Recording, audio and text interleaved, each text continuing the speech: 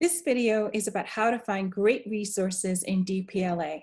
Hello, I'm Cate and I'm the Bright Distinguished Professor of American History at Knox College in Illinois, as well as a member of the Educational Advisory Committee for the Digital Public Library of America. One way to use the resources at DPLA is to do a keyword search at the main page, which you can find at dp.la. There may be a subject or a period of time, or a person you'd really like your students to investigate. So how would you go about finding appropriate materials?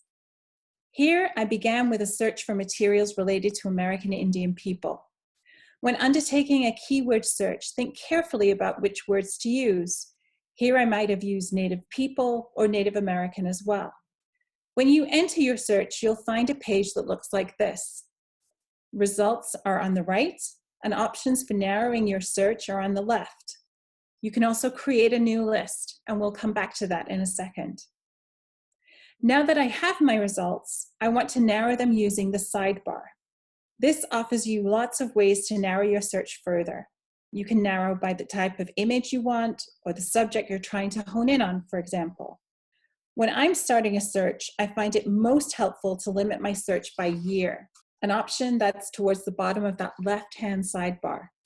Let's say you were looking at the American Revolutionary War, for example. You might search from 1775 to 1783. Once my results were limited by date, I began to think about what type of sources I wanted to gather. Visual, textual, maybe even film or radio if you're researching a more modern subject.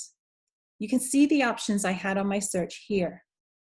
At some point, you'll find that you get diminishing returns if you continue to try to narrow your search results to find the perfect source. Instead, scroll. I do this in my own research.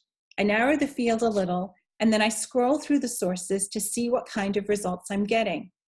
I've discovered sources this way that I didn't know existed before, and I wouldn't have known which search terms to use to find them. Let's look at how items show up once you've selected them from your results. We'll do this by doing a different search at the home page. Here, I'm searching for items related to Nat Turner. Here are my results. I could narrow them as I did before by looking at the dates, the media, or the subject headings available to me in the sidebar. But instead, let's say that I saw the perfect source right away. Here, it's Nat Turner's Bible. If I click on that source, I arrive at this page, which has more information about the item I'm looking at. For example, this item comes to us from the National Museum of African American History and Culture at the Smithsonian. The picture is still pretty small, so I'm going to click on the View Full Item button. This takes me to the item at the Smithsonian Institution, where I can see more information about the Bible and zoom in on its pages. Based on this, you can see that DPLA is like a referral service. We bring all these materials together, help you find what you're looking for, and connect you to where the item is on the internet. There's another handy tool at the DPLA website that helps when you find an item you really like, a document, an image, a film, a map, and want to keep handy. You can create a list. Here's a postcard I found of a scene in a New York restaurant in 1913. Perhaps I'm really interested in images of restaurants.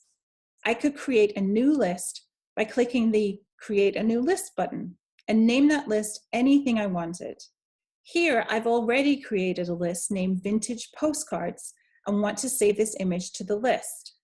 I simply check the appropriate box on the right side of the screen.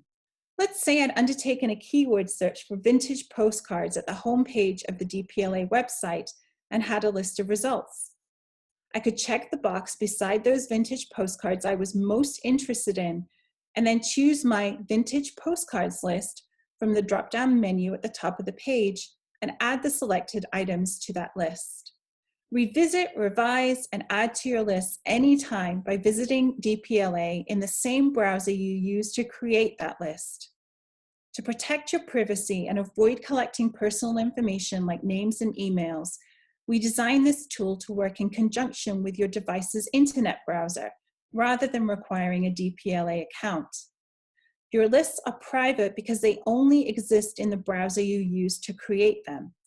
To use and add to your lists, Just be sure to use the same device and browser each time you visit DPLA.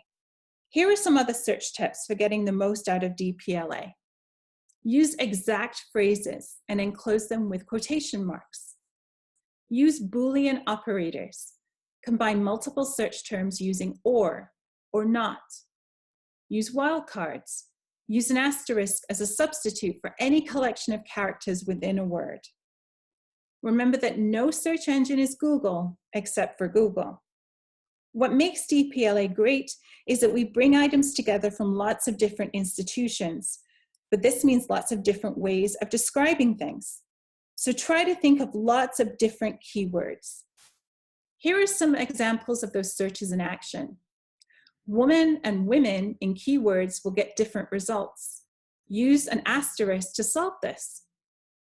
Ellis Island versus Ellis Island in quotes will bring up different results. And consider all the different ways you might search for World War II using different keywords, as you see here. What's next? Explore DPLA's collections. Stay in touch. Watch additional tutorial videos and tell a friend. Thanks so much for watching.